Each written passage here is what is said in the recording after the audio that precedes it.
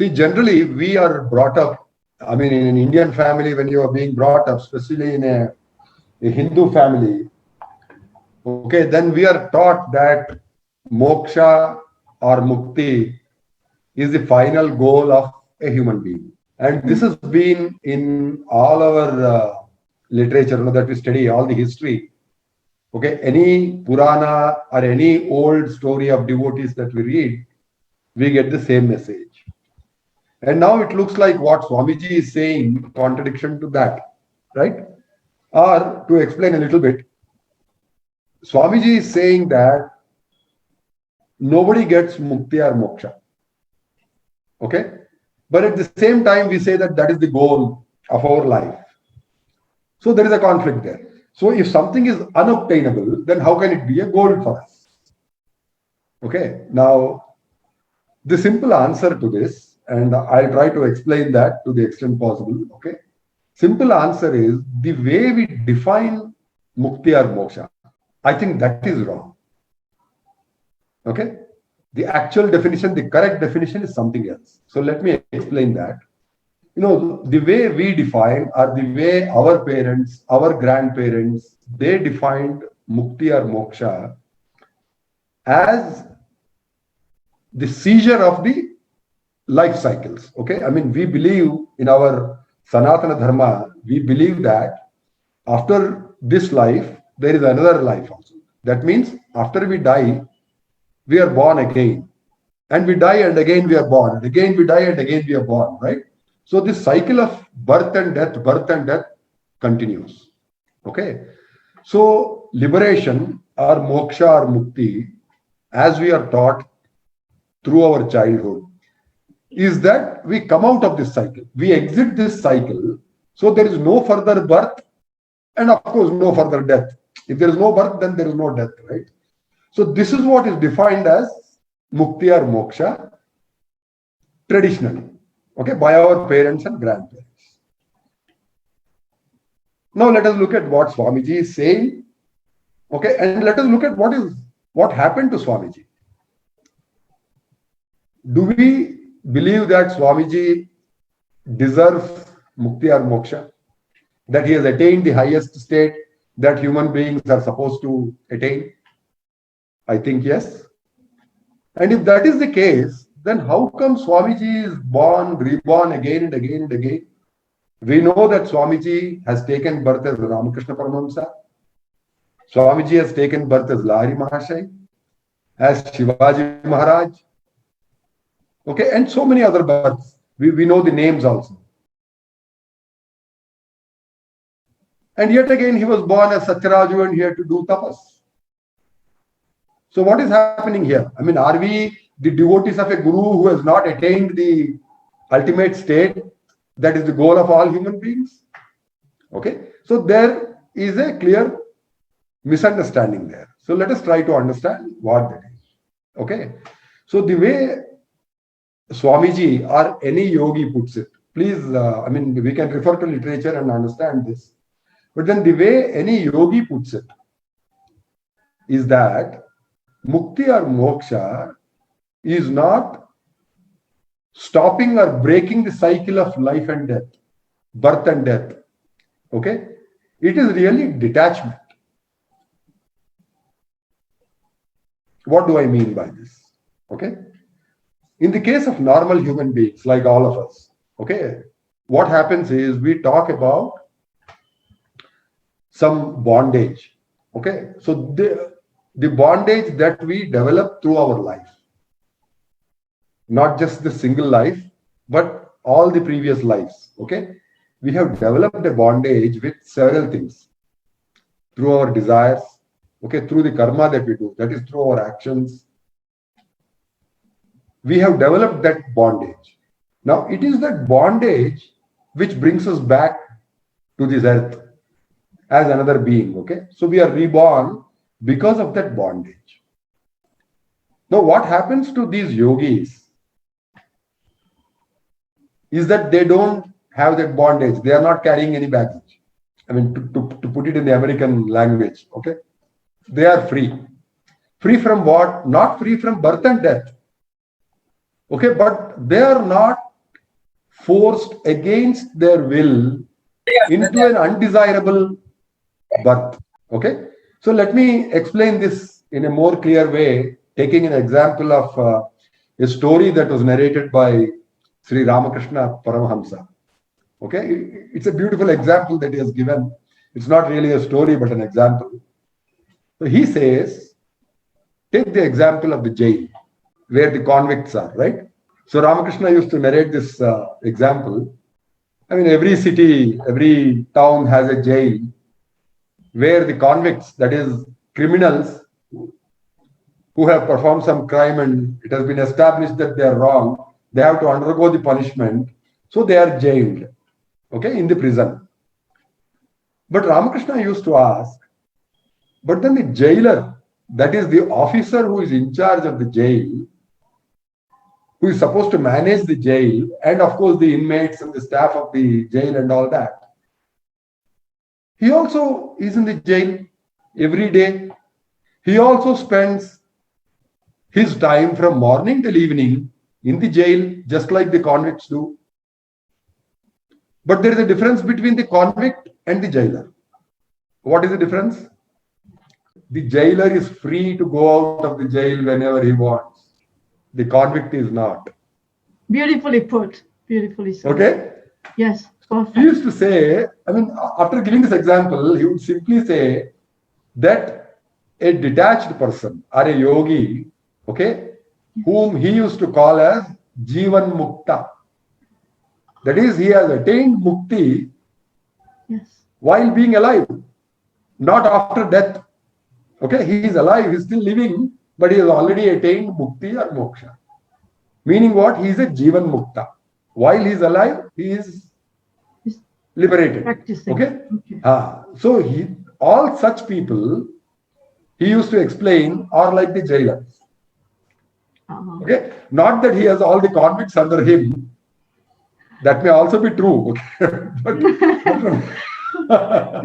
So, see, we all are devotees, right? So we are like the convicts. And of course, we are under Swamiji, right?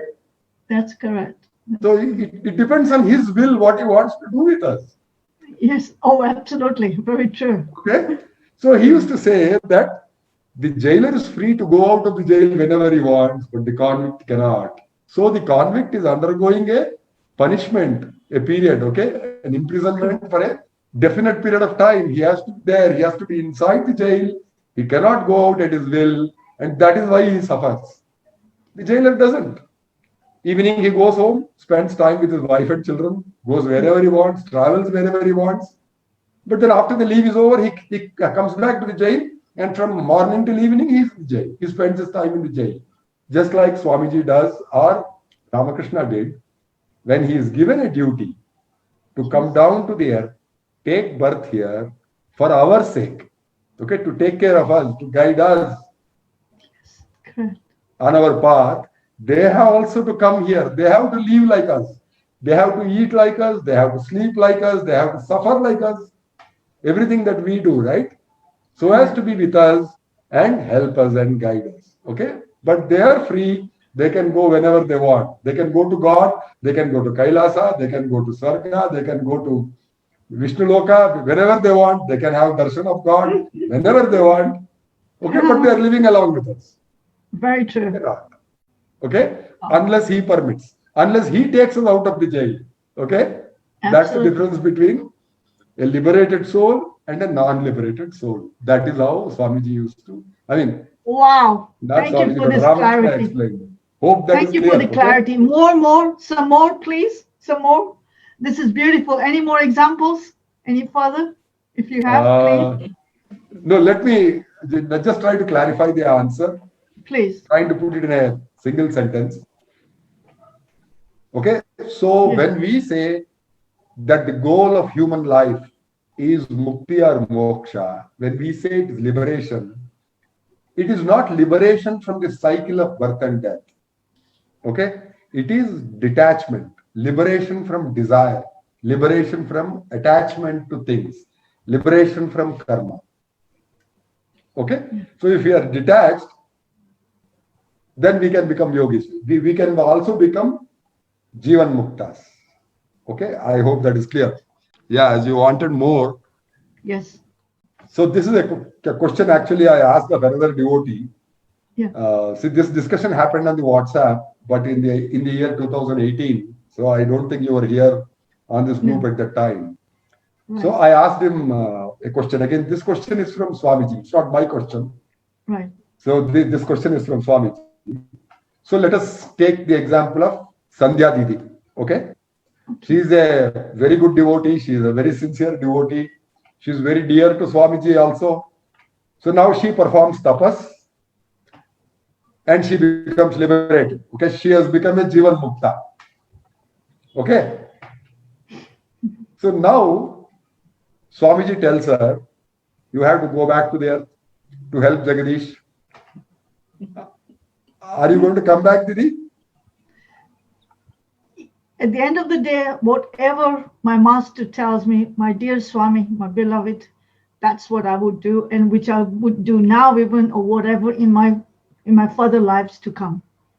I have totally Exactly, Didi. devoted to him, so that's all matters to me, nothing else. Exactly. Okay. Yeah. So that's exactly what Swamiji is doing. If he is here with us, he was here or he's still here. Okay. It's not that he was, Oh, absolutely. it's not that he has gone. Okay. He's Yeah, still yeah, here I with agree. us because his guru, Lord Shiva, okay, asked him to come down here. Now, the story that we know, again from Swamiji himself, is that there was a meeting, okay, wherein Lord Shiva called all the saints and gods and everybody to a big meeting. And then there, it seems Lord Shiva told all of them that the Bhuloka, that is our Earth, the planet Earth, okay, is going through a very difficult time and it requires people who can go and help the human beings there. They are undergoing a lot of suffering. You know, they have forgotten the path of devotion, they have forgotten God. So they are struggling a lot. So people will have to go there again. Saints will have to go there to the Bhuloka and help these mortals, you know, so that they can live their lives without these problems. Okay. So then he asked for volunteers. Is anybody willing to go down to Bhuloka? So good, right? If you say yes, only then you will be sent. If you say no, you will not be sent. Okay? Even God gives you a choice like that. So it seems amongst all those saints and sages and gods and everybody who was present there, it is only Swamiji, that is sage Sanaka. At that time, he was in the form of Balayogi Sanaka, one of the four Balayogis. Okay? Sanaka, Sanandana, Sanat Kumara, Sanatana. These are the four Balayogis, okay, who are always there. And out of this, Swamiji is Sanat Kumara. So he volunteered. He said, God, I will take up this duty. I will go down to the earth as a human being again, and I will try to help the human beings there attain liberation. Come on to the path of devotion. Okay? So that is how he was ordained to do this duty by Lord Shiva on his choice. And when he agreed to do this, Swamiji himself told us that a number of other, sages, saints, including even beings from the other worlds, okay, goddesses, gods, some of them came forward and said, if Sanat Kumara is going down to the earth, we are also willing to go along with him and help him in his work there. So Swamiji used to tell us that it is those gods and goddesses and also other celestial beings, okay, who come down along with him every time he is born on earth. They come along with him and they help him. Okay, so one of the examples he gave is that of Mataji, Kailas Kumari Devi. So she is also a celestial being who came down to earth along with Swamiji. So here she was actually helping Swamiji to perform his mission, right? We know from Ramakrishna that he also brought Vivekananda in the same way. Okay, if you read his story, you will understand. So Vivekananda has come along with Ramakrishna to serve Ramakrishna's mission. And that's what he did. He did a wonderful job, right? So this is the way. So this is about birth, rebirth, death, and liberation. That is mukti and moksha. See, the ultimate mukti or moksha, that word or the term actually refers to, Didi, is when the jivatma, that is our soul, what we identify with as I, right? So that soul will get merged with Paramatma. Okay? So the jivatma has actually come from the Paramatma. It was created out of the Paramatma, like a wave from an ocean. And ultimately, when the wave again merges back into the sea, losing its identity, the Jivan Mukta also goes back into the Paramatma. Okay. Jivatma again merges back into the Paramatma. So this is what Swamiji was referring to when he said that if you really want mukti or moksha, you need to pray to God.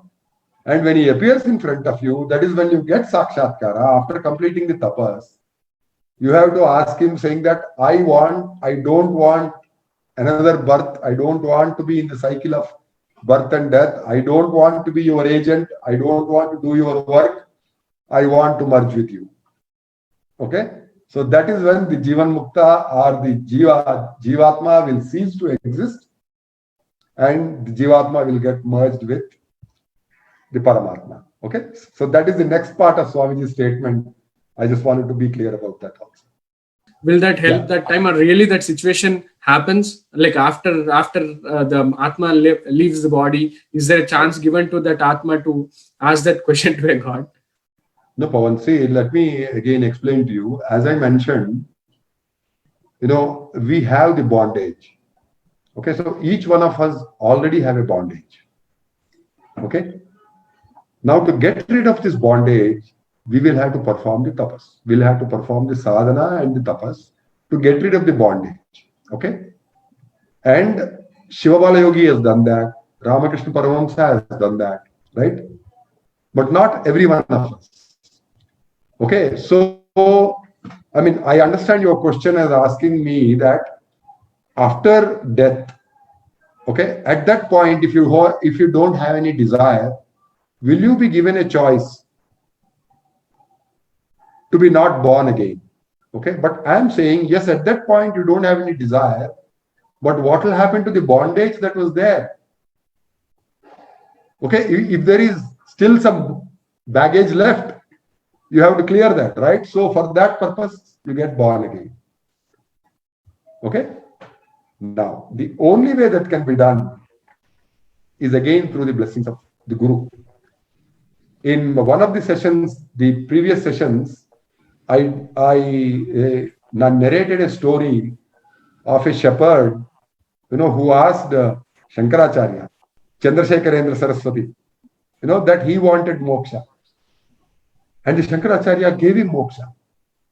And I told you that that shepherd boy had 18 more lives. And the Shankaracharya had to perform a ritual 18 times, okay, to complete his 18 rebirths, okay, and gave him final moksha. So even that can be done only by Guru. You understand?